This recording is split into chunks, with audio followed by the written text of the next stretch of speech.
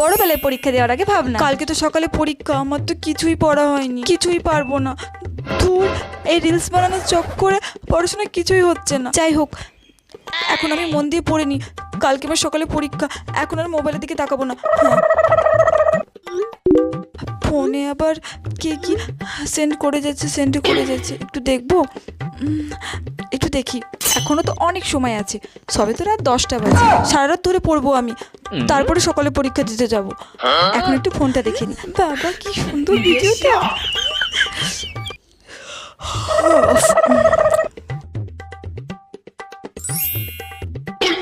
কখন চোখ লেগে গেছিল?